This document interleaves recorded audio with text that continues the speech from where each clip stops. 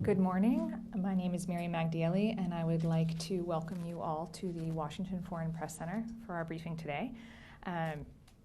It's my great pleasure to welcome our Special Envoy for Climate Change, Todd Stern, the Chief Climate Negotiator in the recent meetings. He's just represented the United States in Paris, just back on this rainy day, and he's going to give a readout of the COP21 meetings and what we might expect for the next steps for the future. He'll start out with some brief remarks, and then we'll open it up to questions. And when we do that, please, I invite you to state your name and your media organization before you ask. So without further ado, thank you very much, Special Envoy Stern. Thank you very much. Thank you all for coming here. I'll make a few remarks and then I'm happy to take your questions. About 10 days ago, the 196 nations of the UNFCCC reached what I think by just about everybody's estimation was a historic agreement on climate change. It does a number of things. First of all, it establishes the first truly universal climate regime applicable to all countries in the sense that all countries are expected to and are going to do things. It sets us on a path of high ambition, starting with 186 countries having put forward their targets, their so-called INDCs. The agreement also includes 5-year cycles for countries to review and ratchet up their ambition in their targets. As well as strong, medium, and longer-range goals. It establishes goals of both in the sense of temperature, to hold temperature well below 2 degrees, and to strive to hold temperature even lower to 1.5, as well as what is essentially climate neutrality goal during the course of the century. It establishes a strong transparency and accountability regime that is built on binding transparency requirements for all countries. And those in turn are based on regular inventories, regular reporting on the progress countries are making toward their targets, as well as regular review by expert teams, as well as a peer process. It enhances the focus on adaptation more than has ever been done before, and it revises, in essence, the architecture of the climate regime so that it is forward-looking, not backward-looking in the way that it differentiates among countries, a very important element of the climate regime. It also includes robust continuing financial and technical support for poorer countries and is, I think, in all respects, a landmark agreement that moves us forward in a very important way. So without further ado, I'm happy to take questions.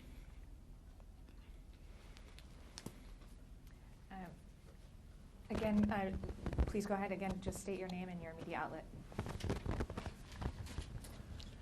Thank you, Mr. Stern. My name is Junpei Yoshioka from Japanese Public TV NHK. I want to ask about the domestic issue. Just after the historic agreement, the Republican leadership, for instance, Mitch McConnell said that the president made promises he can't keep, writing checks he can't cash. And also saying that the Clean Power Plan is likely illegal. So how are you and the administration going to move forward domestically for the next step? Thank you. Thanks. Well, look, we obviously have some disagreements within our own political system here in the U.S., but I don't think that there's any basis for questioning that we will be able to move forward in a very strong and aggressive way. For starters, the Clean Power Plan is I think on very solid footing. It's not something that is going to be run off the track in Congress. The president has the authority to do what he's done, and that will move forward.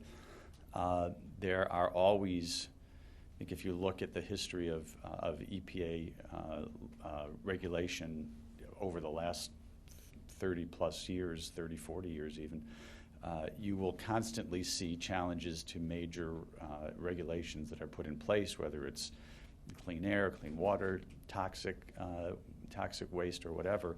and virtually always those regulations are upheld in the courts. So there are, of course, challenges that have been filed in the courts, but we have every reason to think that the Clean Power Plan will prevail and be solid part of the U.S. regulatory framework. And there's no basis at all to think that Congress will have any capacity to roll that back. So the Clean Power Plan is I'm quite sure, going to go forward in a strong and effective way. With respect to the agreement, no, this is an agreement that does not require approval by the Senate. So the President has the authority to take the United States into this agreement, to have the United States join. And I don't see any basis for questioning the U.S. Commitment to and the notion that the U.S. will be able to join this agreement. So I think we will be moving forward. The President has been moving forward in very aggressive and strong ways over the last number of years, and I think that's going to continue. Yes, please. Thanks, Todd. Wu Zhenhua from 21st Century Business Herald. I was in Paris for 2 weeks, very important, fantastic 2 weeks. I'm sorry, what is your organization? 21st Century Business Herald, China. Okay. Yes. First question on High Ambition Coalition. Has the U.S. notified your Chinese counterpart about there would be a such coalition emerging on the COP21, and because China and the U.S. work closely on climate change, U.S. and China are getting closer on the 4 core demands of this High Ambition Coalition to make them mandatory. And second is you talked about the Article 4, Paragraph 4 about should or shall to developed countries to take the lead to do mitigation. And on any circumstances or on any conditions, would U.S. change the word from should to shall on the Article 4 paragraph? Okay, thanks. Thanks for those questions. So we have worked very closely with China, as you know, for really for many years. I go back it's dozens of times that I have worked with and met with my counterpart Xi Jinping since 2009. And it's been, I think, a very, very productive relationship, which kind of took off even to another level starting in 2013, and then even more in 2014 with the historic joint announcement between President Obama and President Xi. And I was in very, very, very regular communication with Mr. Xi all during the Paris COP. You ask if we discussed the High Ambition Coalition per se. I don't know that we discussed that per se. I mean, that was actually, I think, a quite important grouping that came together. It wasn't entirely new. It was more something that came together, a group of countries that had worked together in the past that came together with a particular focus in this negotiation. But the group of essentially progressive, what might be called progressive developing countries from Latin America, together with, and they go under the rubric of ILAC, together with AOSIS and the least developed countries. That's a group that the EU started working very effectively with back in Durban. And it's a grouping that we started working with this year as well, with both the EU and those developing countries, and more countries actually in the course of the Paris meeting. It was interesting, started kind of in effect joining that group. The Philippines came in, Brazil came in at the end. So I think it became a very important body that was pushing exactly for high ambition. So again, I don't recall whether I discussed that per se with Minister Xi, but certainly nothing was secret. This was the High Ambition Coalition was way out in the open. So that was, I think, a known activity. On should and shall, the story there is that there was I can't explain exactly what the nature of the mistake was, but it was a mistake. The notion that paragraph or the predecessor to that paragraph had said should all along. The particular language that ended up in the agreement was language that we had discussed with any number of countries, including China, by the way, and including the French presidency. And in all of our discussions, the language was should.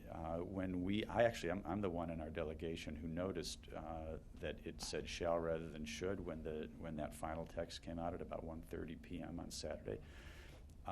And we called Secretary Kerry was there, and we called Mr. Fabius and the French team right away, and they didn't realize that it had somehow changed from should to shall, and I can't identify who in the system either somewhere on the French team or in the Secretariat or where that mistake occurred, but what was not the case was that there was an agreement of shall, and we got to the floor and the United States changed it to should. That's not what happened. It had always been agreed to be should. Somewhere, somebody made a mistake, and once it was discovered, there had to be a lot of conversations on the floor because there were a lot of people who didn't know what was going on and needed to be reassured that this was not some last-minute change that was being made, because it really, really wasn't, and the French knew that, Minister Xia knew that, and once we talked to people, we were able to straighten it out, but it was a little bit of last-minute excitement.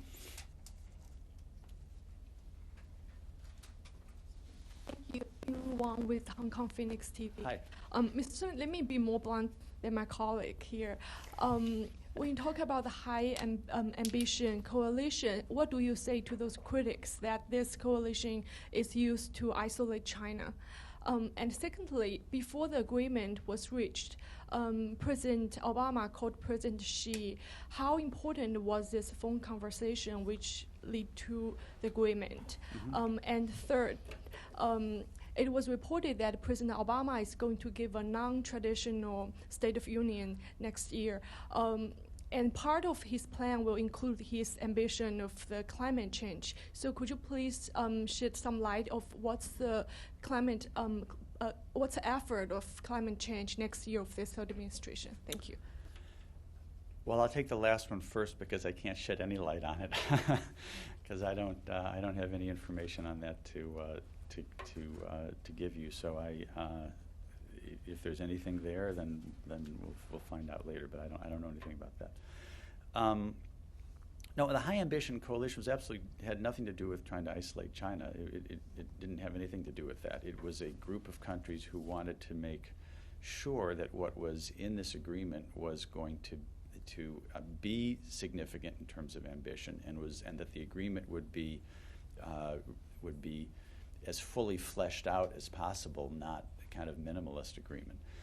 And the focus was, I think, with respect to that coalition, was on elements with respect to mitigation. So the notion that countries would each 5 years either put in a new target, or if they were in the middle of a 10-year period, review their target and decide we're going to increase ours, or we'll reaffirm it, keep it the same as it was, but that each 5 years there would be that kind of process, and that kind of process would follow upon, by a year or two, would follow upon a global stock take, which would also happen each 5 years. So that was an important thing. There were goals that I referenced briefly earlier that were important.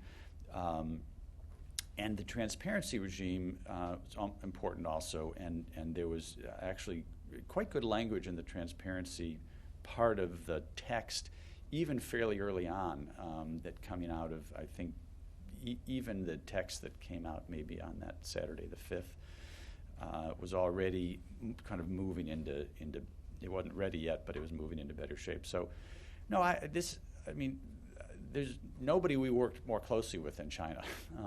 China is really at this point a core partner of ours. You also asked about President Obama and President Xi. I mean, President Obama both presidents were there on that first day.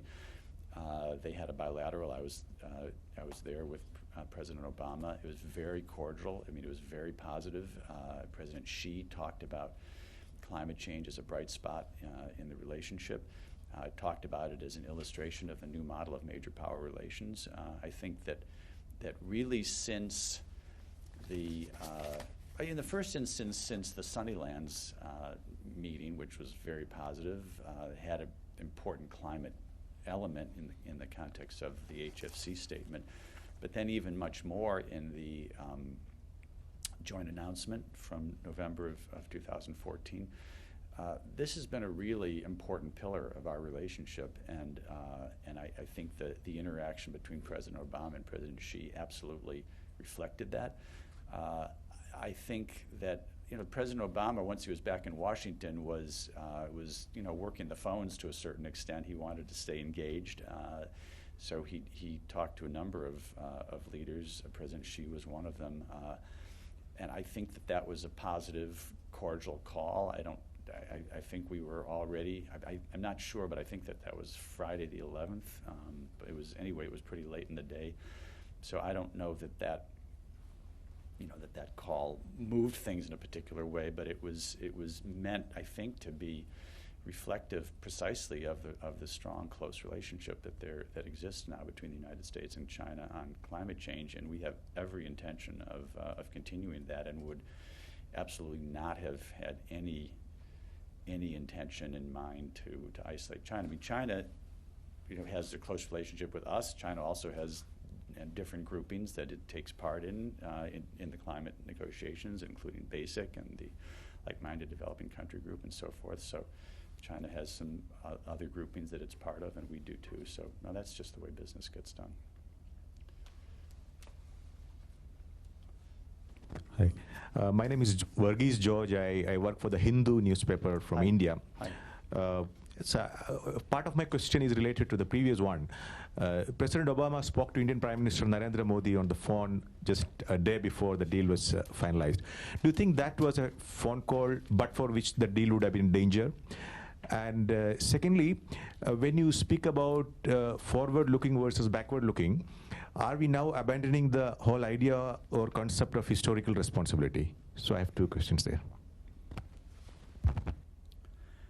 Thanks for the question. Well, I sort of the same thing that I said to the previous question. I could not at all say that but for that call, the agreement wouldn't have come together. What I can say is that President Obama and Prime Minister Modi have a very, I think, strong and productive relationship, not just on climate change, but broadly. It was quite extraordinary fact that within the space of 4 months, there were two head of state visits, one first to the United States and then, in September of 2014, and then Prime Minister Modi invited the president to India just 4 months later in January.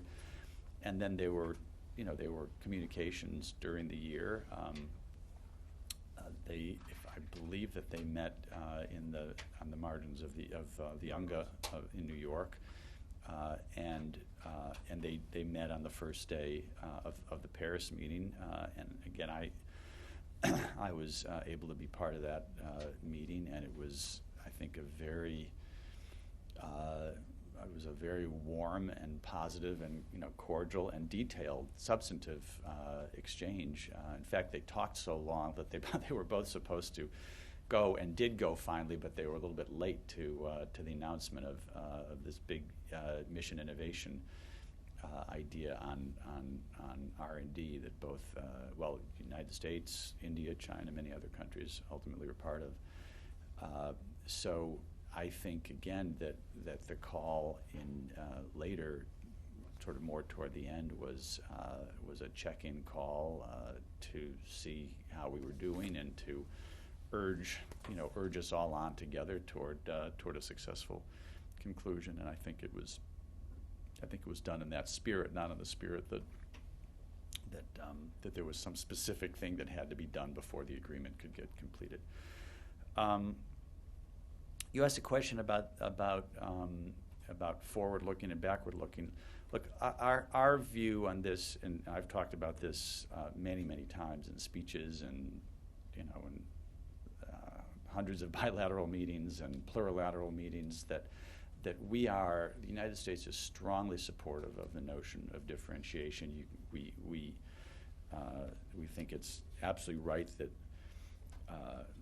you can't expect developing countries to act in ways that are inconsistent with their own imperatives of development, growth, poverty eradication, and so forth. We also think, though, that the nature of differentiation has to be forward-looking and has to be done in a way that is consistent with, is sort of fundamentally grounded in country circumstances and capacities, not simply in what category they were in the original 1992 Framework Convention, and particularly for an agreement that we hope is going to last for many decades. So if you think about, does it make sense for countries that are becoming highly industrialized, highly developed? In some cases, look at Korea as I think the 12th biggest economy in the world. Countries like Singapore and some of the countries in the Gulf, for example, very high per capita income. Does it make sense to say that every country that has the same set of expectations, as long as they are in non-Annex 1, and China is the biggest emitter, second biggest economy in the world, et cetera, et cetera. So yes, absolutely differentiation, and the model of differentiation from our view is the kind of thing you see embedded in the mitigation provisions. Mitigation says that countries have nationally determined contributions, and they decide themselves. The core idea of that structure is that a country is going to decide for itself what it's able to do. Hopefully, it will decide to do as much as it can, but country can't be told you must do X, Y, or Z. So the country gets to control for itself what it does and what's appropriate. But the fixed, immutable form of bifurcation that is the thing that we don't agree with, and I think that we've made some forward progress there. Inger Arenander, Swedish National Public Radio. Hi. Thanks for doing this. Sure. It's almost Christmas. I have two questions. One, the Congress just decided to allow export of crude oil, and I wonder what your comments are about that, climate-wise. Good, bad, doesn't matter. Secondly, we know the administration already decided on emission control for trucks and cars and power plants, and tax deductions for renewables. But what we also know that's not enough, so what would be a good next step for the United States?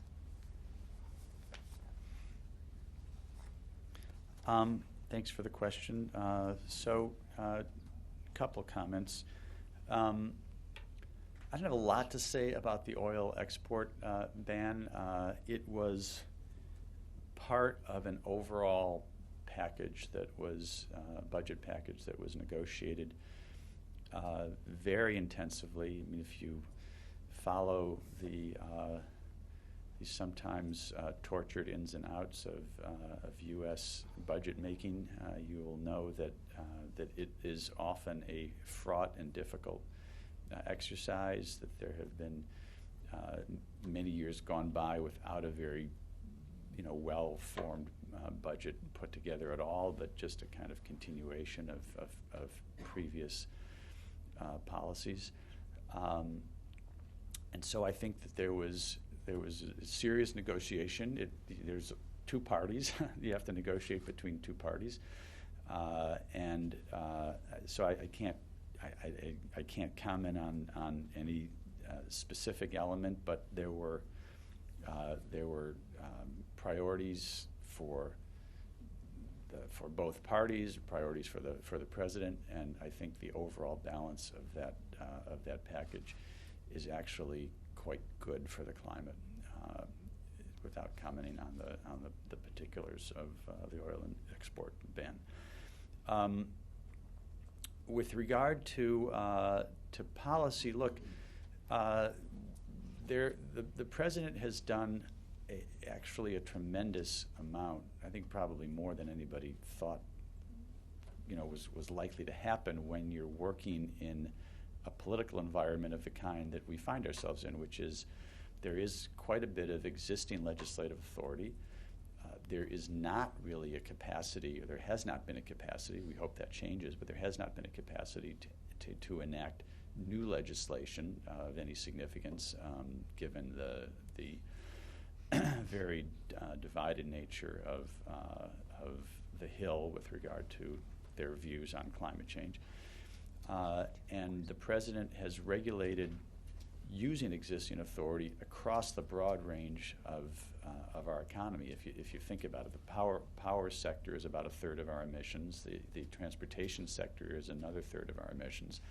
In both of those areas, landmark regulation. I mean, on the vehicle sector, we're in the middle of a period right now where we're increasing the average miles per gallon from 27 to 54. I mean, that's an unheard of increase. I mean, 27 was pretty much fixed for the previous 30 years. I mean, it had hardly moved. Maybe it moved by a couple of miles, but it had not moved in a big way. Also big regulation, that's the sort of light cars and light-duty trucks, but also heavy-duty sector on vehicles also getting very powerfully regulated. And as I said, the power plant rule is enormous. It's a 32% increase or decrease in emissions from that sector by 2030. Probably 30 or so significant mandatory standards for all of the equipment and appliances that make buildings operate, another big chunk of our emissions. So all of these things have been very consequential. An aggressive strategy with some binding rules on methane, an aggressive strategy with more binding rules on the industrial gases, HFCs, plus a real U.S. leadership on getting a still more far-reaching amendment on that in the Montreal Protocol. So, I mean, we basically have been in an administration where between the president and the other really strong leaders that we have, Secretary Moniz at Department of Energy, Administrator McCarthy at EPA, of course Secretary Kerry at the State Department and so forth, we've been looking at every possible way to do more. I think that will continue. There's only one more year of this administration at this point, but that will continue, I'm quite sure. Ultimately, the way that the United States is going to be able to step up in an even bigger way is going to be when we're able to legislate in a new way, and that we hope is going to be as soon as possible. But we are able to act and have acted in a way that's going to allow us to meet our 17 in the range of 17% goal for 2020, and then the 26 to 28% goal, which is quite aggressive by 2025. Yeah. I was wondering about the different states. They do things on their own, so you have big states. Under the power plant rule, or just in general? Yeah, just in general, cap and trade. I think Yeah. some of them have tax regulation. And is that a way to work for the administration? Another way to work to come, to pass the? Well, I think that's enormously important. I mean, one of the things that we very much appreciated in France is the focus that the French put. I mean, it wasn't where I was spending my days because I was worried about the four corners of the agreement, but there was also a so-called Pillar 4 activity which highlighted the work that's being done by subnational units, states, provinces, cities, and so forth. And I think that can be tremendously important, as can be the work of the private sector. It's not something, obviously, that the administration controls. These are things that Governor Brown controls in California, or other governors in other states, and the mayors around the country. But that's a hugely important piece as well. We have time for one last question in the back. Hi, Todd. Hi. Dean Scott, Hi, Dean. Bloomberg BNA. Yep. Just a quick question on transparency. The first part is trying to sort of work out, from my understanding of how those requirements will apply and be differentiated, if you would, between some of the major emitters. For example, is it your understanding that India would be in the group of countries, which I assume includes China and the U.S., that would be bound to the most stringent requirement in terms of biannual reporting and that type of thing? It seems to be sort of a hitch to or conditional upon a country's capacity.